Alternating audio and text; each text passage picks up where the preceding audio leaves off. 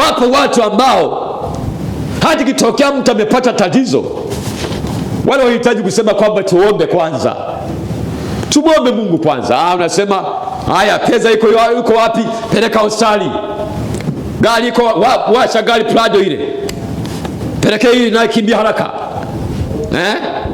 Yani maana kumeweka tumaini wewe unataja magari kama ndo tegemeo lako, unataja fedha kama ndo Mungu wako wewe. Sinakumbuka hata Yesu alisema kitabu cha Mathayo sura 6 mstari wa 24 kwamba kuna mabwana wawili, kuna Mungu na mali. Ni mabwana hao. Haleluya. Kwa hiyo wapo watu ambao wanategemea mali, wanategemea vitu kama msaada wao, kama tegemeo lao, wala sio Mungu aliumba mbingu na nchi kabisa.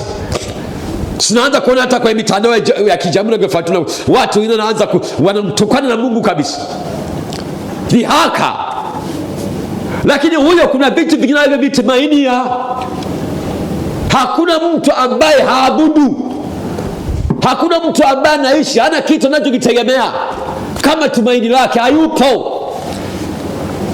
Nimesema kama haumtegemei, haumwamini Mungu, haumtumaini huyo Mungu aliyekuumba, aliyekuleta duniani, una nguvu nyingine ambayo moyo wako umeelekeza pale.